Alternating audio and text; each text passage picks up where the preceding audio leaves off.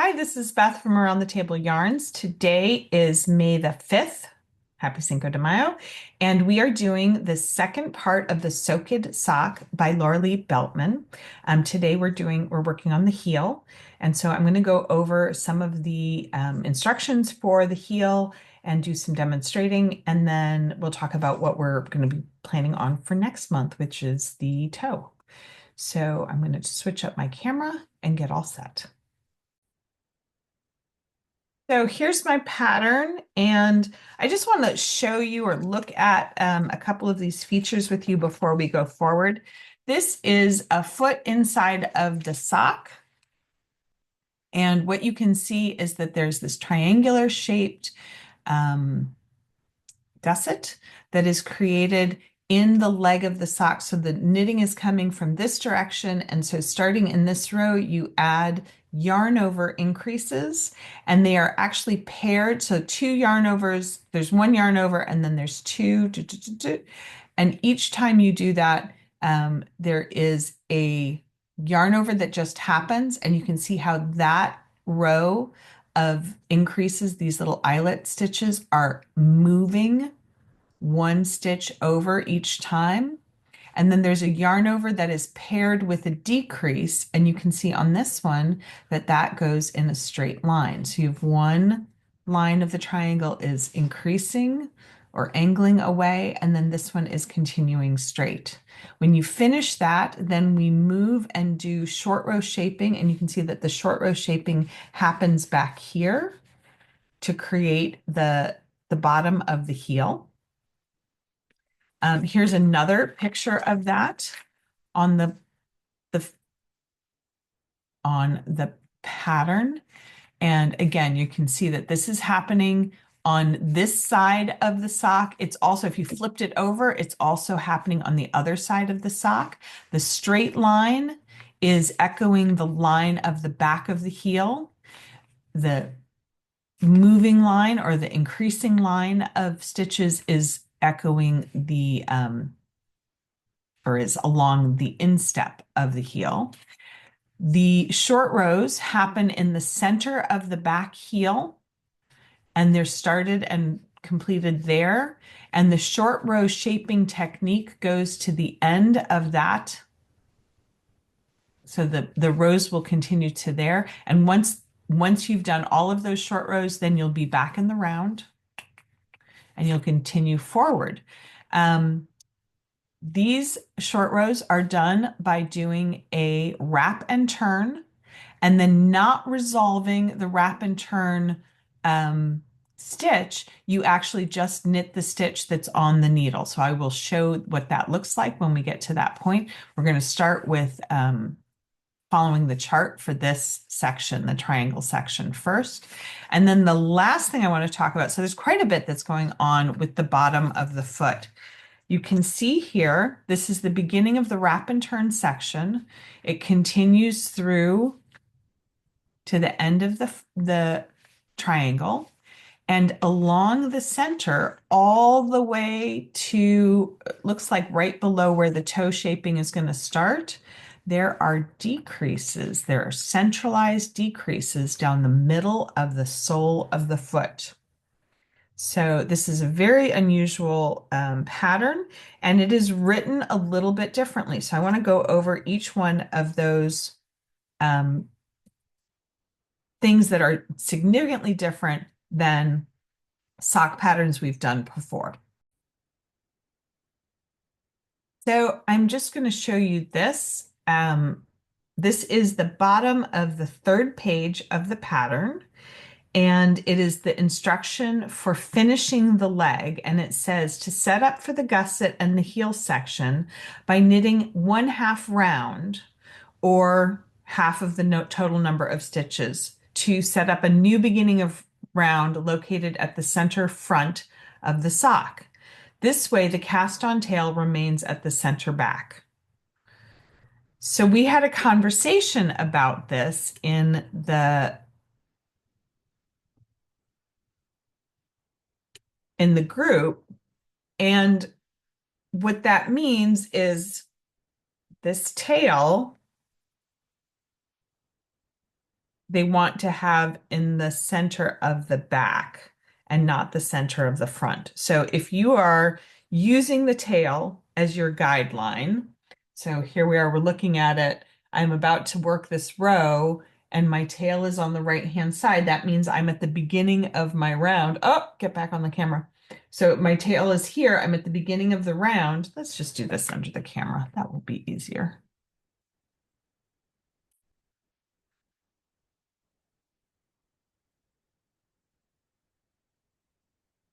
So however you've got your socks set up, my tail is here on the right-hand side. That tells me that I'm at the beginning of a round. So what they're suggesting in this sentence here is that you work to the middle of your round and you make this the beginning of your round. So not where the tail is, but here. And that's because this becomes, this sets up the chart and allow. So here's the thing. This is identical to this so far. It is only in working the chart that we're going to start to have something be not identical because you're going to have a straight line that's at the back and an angled line that's at the front. If that straight line is against the back, they want you to have it against the back that has this. So this is the middle of the back of the sock. So that when you weave in this end, it is at the back of the sock, not the front of the sock. That's the whole reason for this, so that when you weave in this end, it is at the back of the sock and not the front of the sock. There's no other reason to work half of the round except to keep the back of the sock with the tail woven in. So if your tail weaving in is problematic, if this is an issue for you, if you're worried about how it's going to look where your tail and you don't want that at the front of your sock, then definitely follow the direction and do this. If you are confident that the weaving in of your tail is not going to be problematic, then you can ignore this information and just start with the chart. So that's the first thing I wanted to tell you.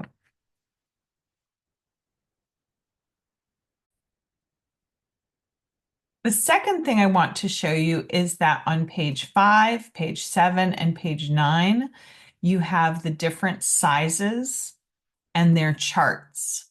So if you are doing 56 stitches around, 64 stitches, or 72 stitches around, you want to go to page 5 for 56, page 7 for 64, page 9 for 72.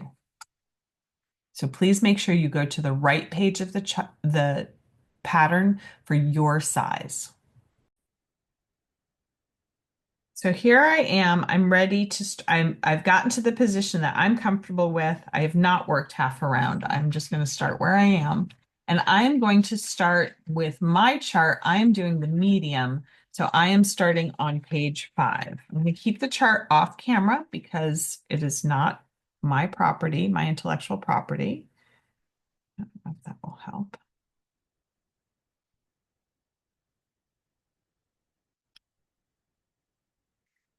And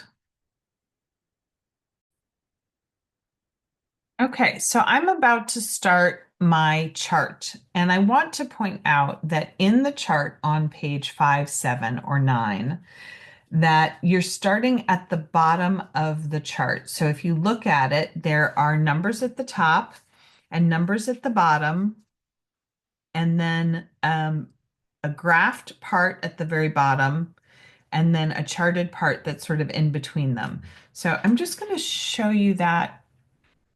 Gonna try, I'm just going to describe it maybe a little bit. So at the top, it says what your size is. Mhm.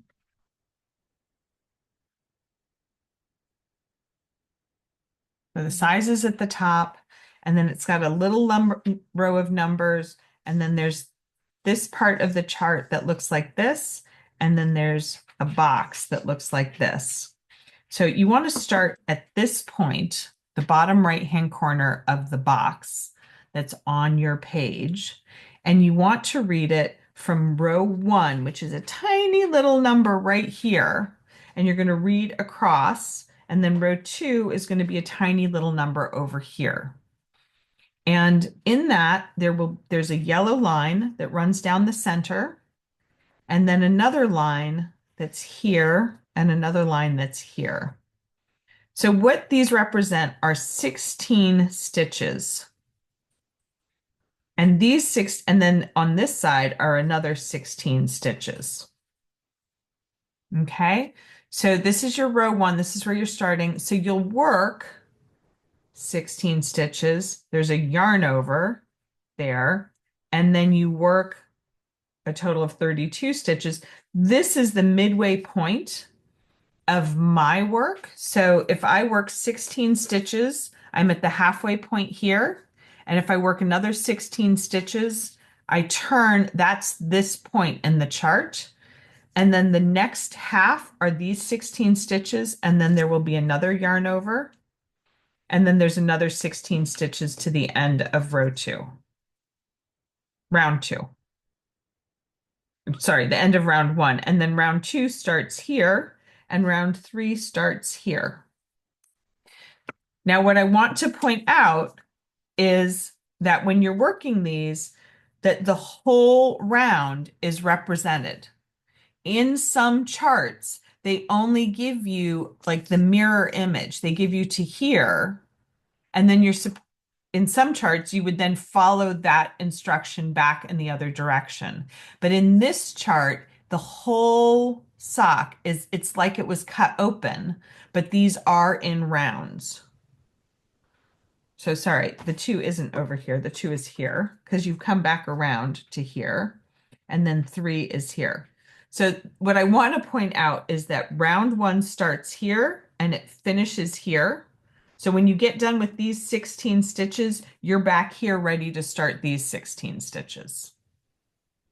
And when you do round two, you come back and you're ready to start round three. And that's the other thing that's very interesting about this chart is round one has the yarn overs in it.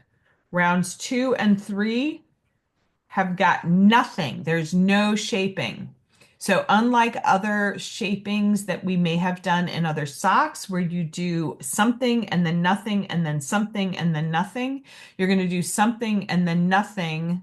In other words, you're going to knit plain for 2 rounds. And the next time you do something will be in round 4, not in round 3. So, and that's true for all of the kinds of increases that are happening.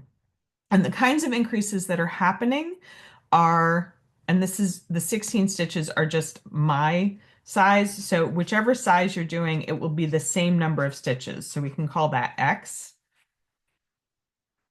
So for X number of stitches. So what's going to happen here in round 4 is that there's still a yarn over right next to this X number of stitches, but before that, there's going to be a decrease. So this adds one, this subtracts one, so that negates this increase. This decrease, which is a knit 2 together, is going to negate that increase. So this is the same as 1 stitch. Or the same as 2 stitches. It's not 3 stitches. You're not adding a stitch here because you're plussing one here and you're minusing one here. But you will be also working another yarn over.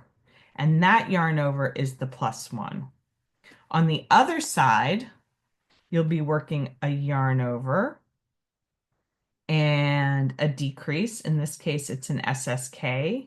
And then a yarn over. So again, it's +1, -1, +1. So you're adding 2 stitches in this row. And that's the case for all of the decreases. The other thing that you should know about these decreases is that they're going to keep moving. So this yarn over is always going to stay hugged up next to the line, but this yarn over is going to keep moving 1 stitch over. And 1 stitch over and going in that direction. And that's that moving line that you saw on the first page. Again, that's this moving line of stitches. So that That's the second half. This is the one that's up. So this is the middle.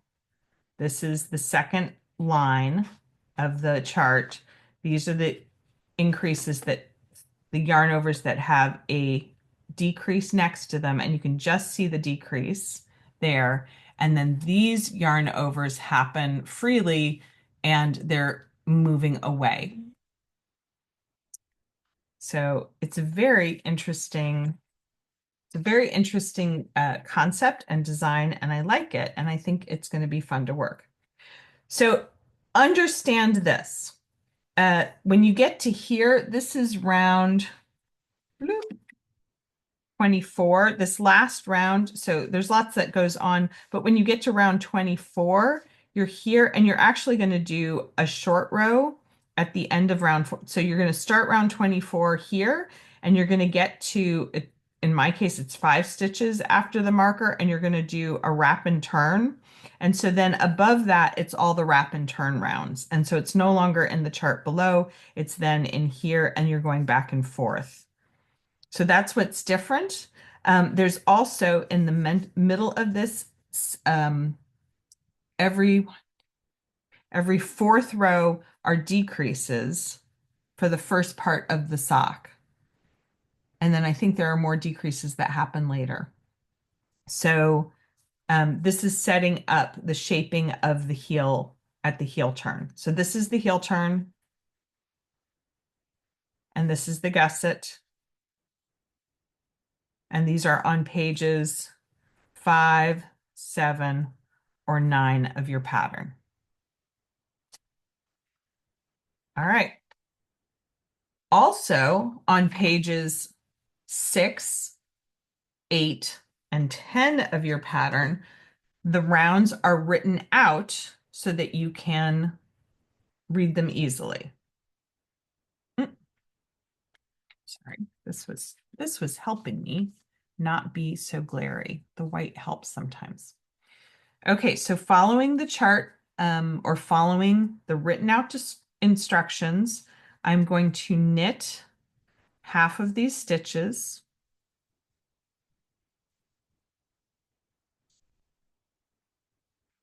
And I am going to make a plea for you to use a marker on your sock.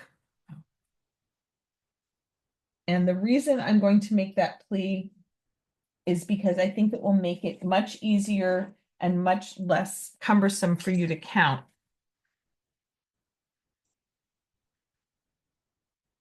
And because it is sock yarn and knitted quite firmly, I think you should use a thinner marker. So I'm just going to show placing those markers on this one. So I'm going to get to where the markers happen.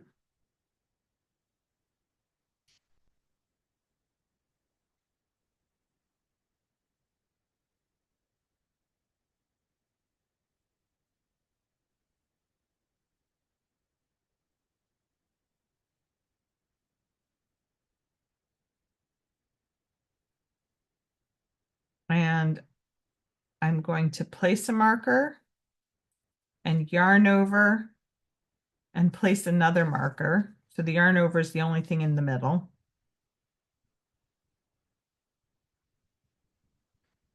And finish this half of my round.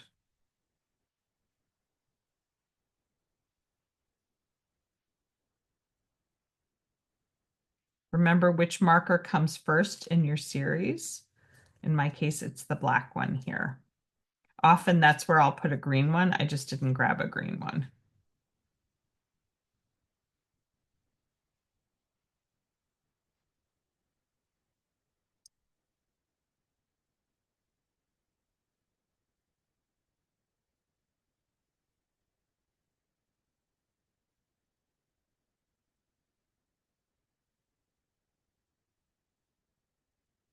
I'm going to do the same thing on the other half of the round. I work across the fixed number of stitches, which is half the number of stitches on my needle right now.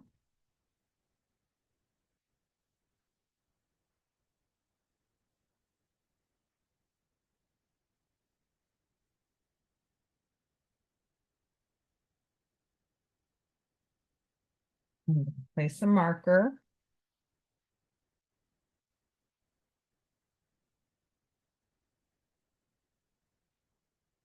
Oh, I have no more bell markers. I'm going to try and place one of these my for my yarn over this marker. And there. Okay. Now I'm going to work 2 rounds. I'm going to finish this one and I'm back at the beginning of round 2. So I'm back to the start here.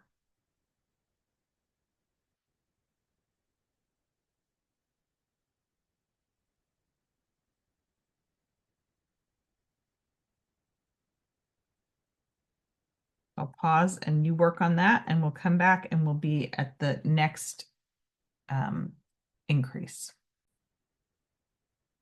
As you're knitting the rounds, you slip the marker, knit the yarn over and slip the marker. That's my first knit round. So when you're done with that, there will be this little opening at the base of that yarn over.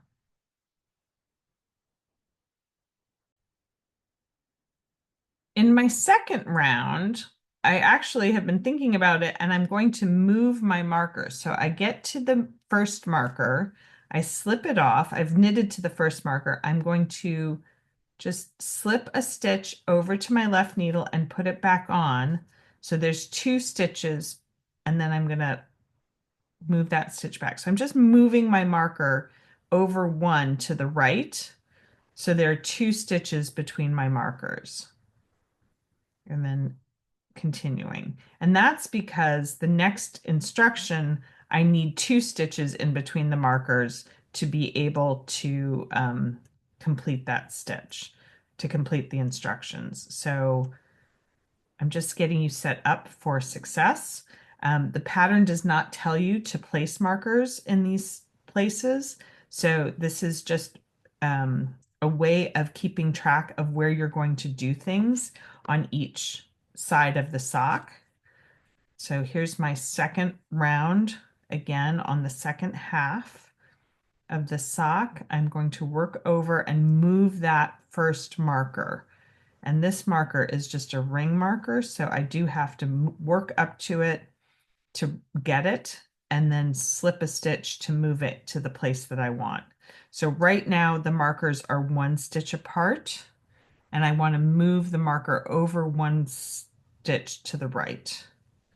So that's where I want it. So I just move that stitch, drop my marker off, put the stitch back, put the marker back on the right needle, put the stitch back, and now I can work that stitch. And now I have 2 stitches, whoop, between my markers. All right, we're going to get to the end of this round. So this is the end of my round 3. I moved those markers in my round 3 to get set up. You shouldn't have to move the markers after this. They should be now put in place where you want them for the remainder of the gusset shaping. So now I'm going to work round 4, and round 4 and all of the subsequent increase rounds that are 4 rounds apart, every 4th round, sorry, every 3rd round, bite my tongue, every 3rd round. So we did 1 in round 1, we did an increase in round 1, and now this is round 4. So what you'll do is you'll work to the marker. This eliminates you having to count every stitch. The marker being in place eliminates the need for you to count. So you work to the marker, slip the marker,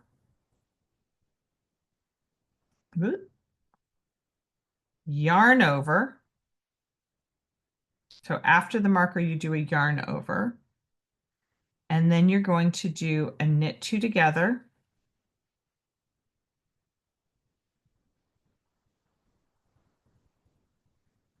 And a yarn over. So when you're done, there will be 3 stitches.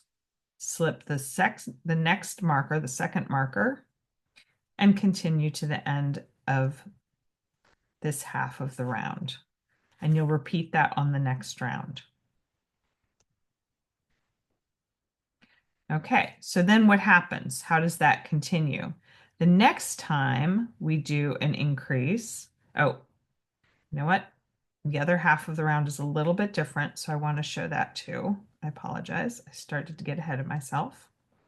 So I get to the halfway point of the round, turn, my needles back into position. This time, it's not a knit two together, it's an SSK.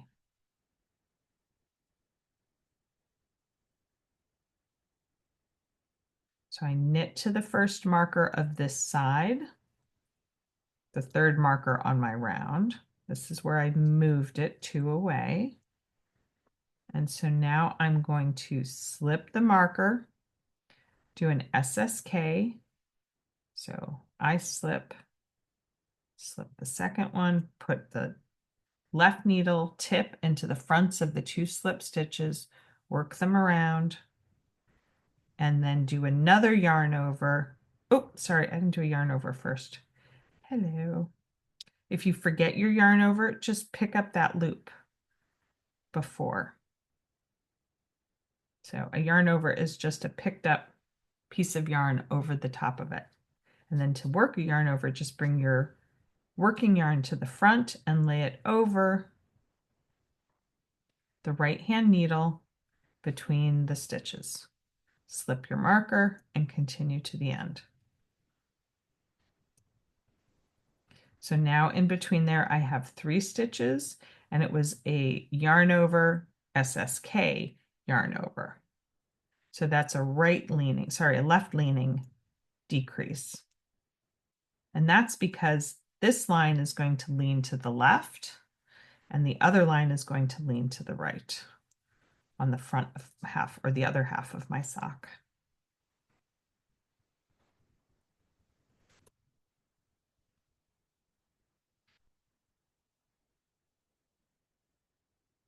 Okay, so that sets up our decreases. And when you've worked all of them,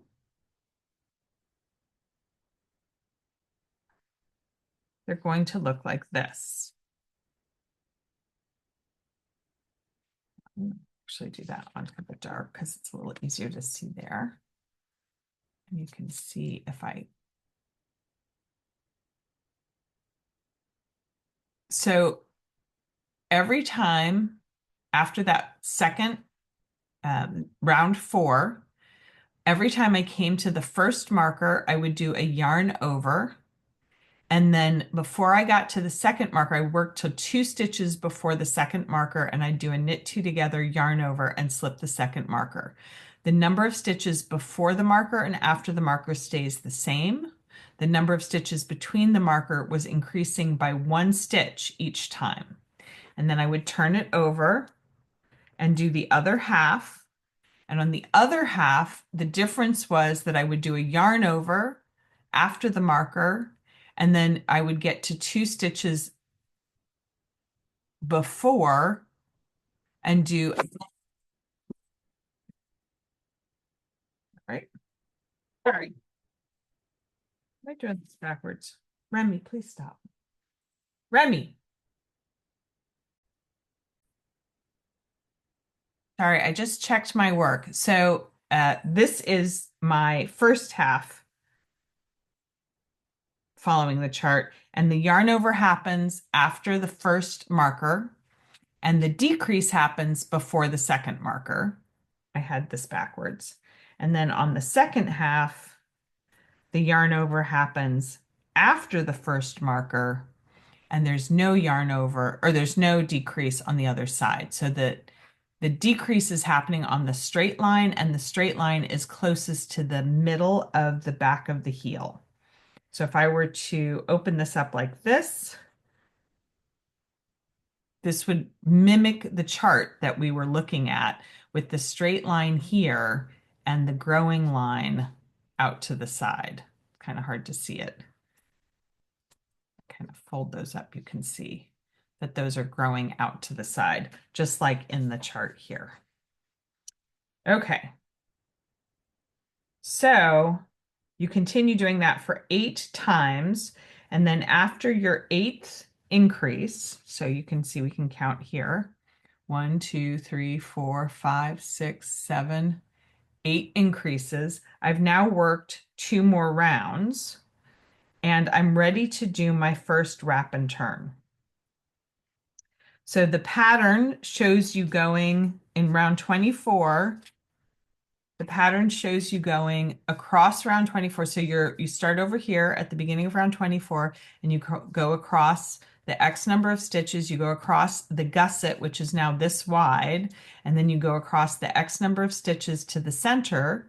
That's where I turn my work because I'm doing magic loop. You will have either a marker for your center if you're doing a small circular, or you'll have arranged your double points so that you know where the center, or you'll have a marker on your double point to show where the center of your work is. But then you're going to work 5 more stitches and do a classic wrap and turn. So here we are. I've worked 5 more stitches and I'm going to do a wrap and turn now. So to do a wrap and turn as written in this pattern, you're going to move the yarn from the side of the work that it's on.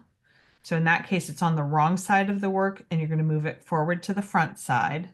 You're going to slip the next stitch without twisting it and then take the working yarn and bring it back to the other side of the work. So you move the yarn, move the stitch, and turn. When you turn, the working yarn is attached to the second stitch from the end, and it is behind the stitch on your needle. And she tells you to slip this stitch without working it and purl this stitch, all of the remaining stitches, plus the same number on the other side.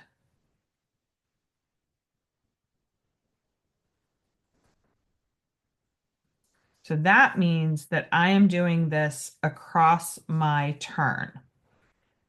Now that to me, I've already lost a stitch there. That to me feels a little awkward. So what I'm going to do is rearrange so that these are the stitches I'm working back and forth on, and my turn is not right in the middle of that. So what I'm going to do is I'm going to pick this part of my, so I am rearranging my loop and I'm making the loop happen at the end of my gusset stitches. So I'm going to pull this up so that I can move my loop. So I'm pulling the loop, getting rid of this turning point. Ta-da! So my markers are still hanging out here. Those are the markers that were on the outside of my gusset. And now I am going to keep track. So here's my first turn, and I worked 1, 2, 3, 4, 5. I'm going to work the same number of stitches across. And in the pattern, that's written as purl 10. So 2.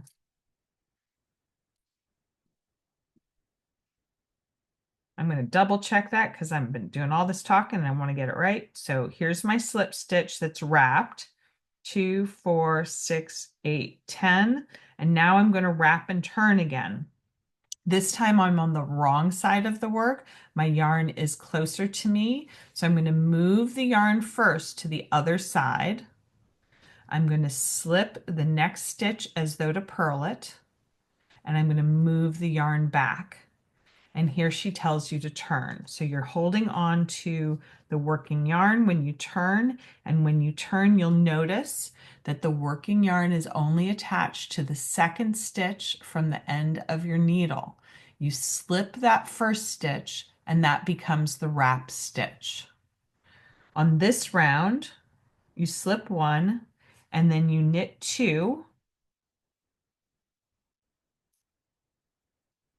and then you knit two together. These are the centered decreases.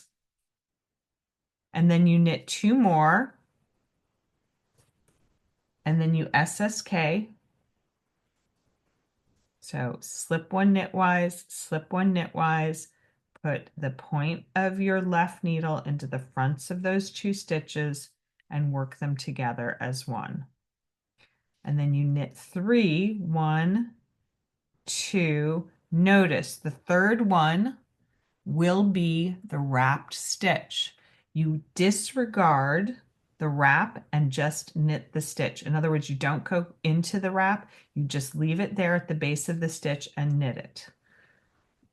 So your next stitch is the one that you will wrap and turn. So we'll do it again. Move the yarn from the other side to this side, slip the stitch knitwise or purlwise, move the yarn back and turn. Now you're going to slip that one stitch and purl again 10.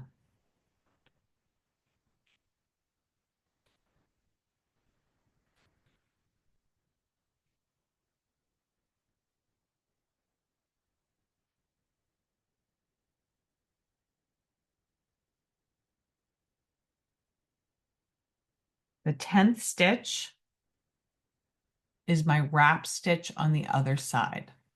You just work the stitch as usual, even though there's a wrap at the base.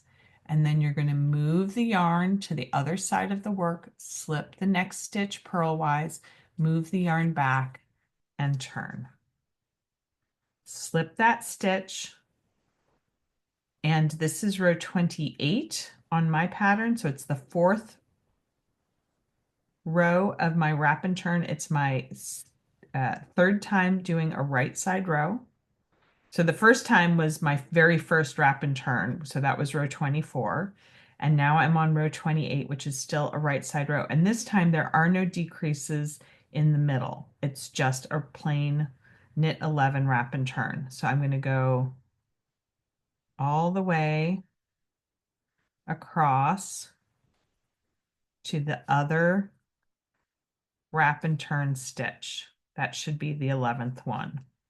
So you're always going one more than your wrap and turn. Let's double check that. So here's my slip one at the beginning, the wrap stitch at the beginning, 2, 4, 6, 8, 10. Here's 11. So we knit 11 and then move the yarn, move the stitch, move the yarn back and turn. Now we're going to slip one and purl 12. So again, you're always going to work to that last wrapped stitch and work the last stitch.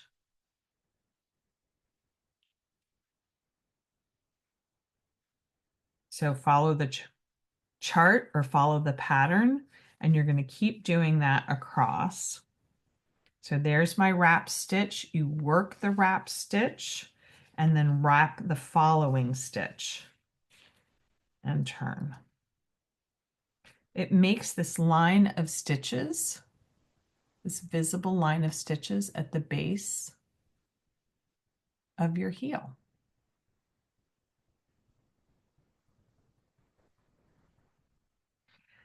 On this row, I'm going to slip that stitch purlwise. I'm going to knit 3, knit 2 together, knit 2, SSK,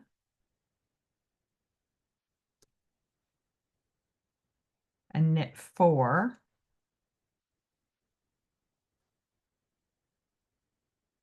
You can see that the fourth one is that wrap stitch, and then you'll wrap the next one and turn.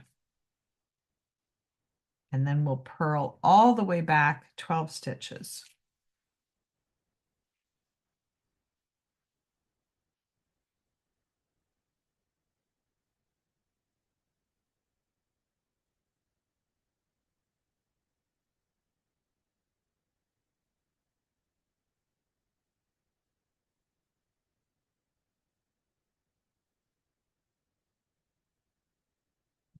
Wrap, turn, slip that first stitch, and it's back to a plain knit row, back to the other side. So we continue doing that until we've worked all of the stitches across this gusset. And then you have an option to continue doing increases. So these increases are happening here at the center of my heel, at the beginning of the bottom of the sole of my sock. You can see there's two increases, one here and one here. So let's just review again on the sock on the photo. So you can see that these decreases happen periodically all the way up the sole of the sock. And so I just want to review that because that's happening sort of off camera. This is the last page of the pattern, which is page 10. Say it's page 10.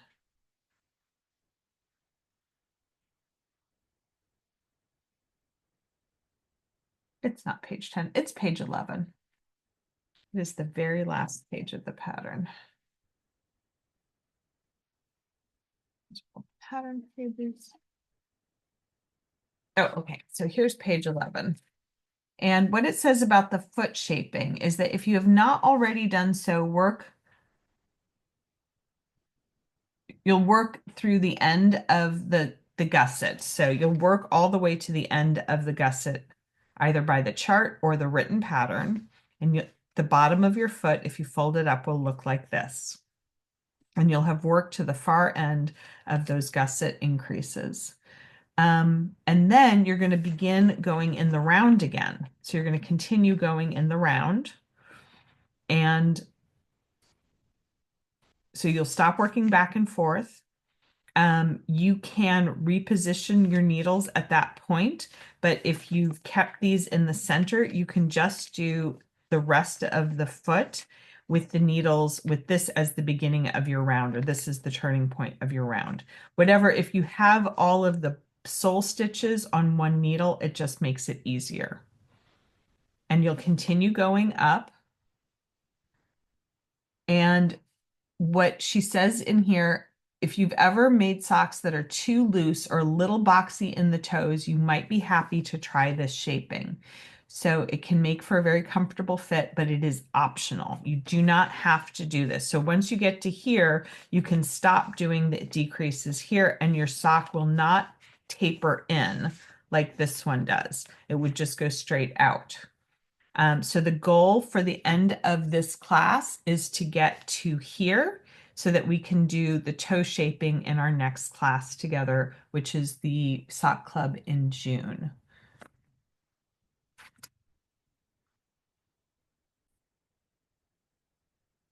That is Monday, June 2nd, and we'll be meeting at 10 o'clock in the morning in person at the shop or here on Zoom at 6 o'clock and recording that for everybody. So that's your homework. That's how to do the heel turn. If you have any questions, feel free to call me at the store or to send an email. My phone number at the store is 216-230-9224. And I'm there on Mondays, Tuesdays, Thursdays, and Saturdays. Messages or voicemail will come to me. I will see voicemail because they come to us as an email. If you would like to send an email, the email is info@aroundthetableyarns.com. So I hope you're enjoying this. It's kind of a different heel and kind of a fun heel to do. And I think it's neat. I like eyelets, so I always like when there's little holes and things that you intend. And the nice part about this is you do not need to pick up to continue the heel. So this is one of those designs that allows you to continue your sock knitting without having to pick up stitches. And I always think that's a great thing. All righty. Good luck. Give me a call or give me an email. Give me a shout if you need any help with anything, and we will see you on June 2nd.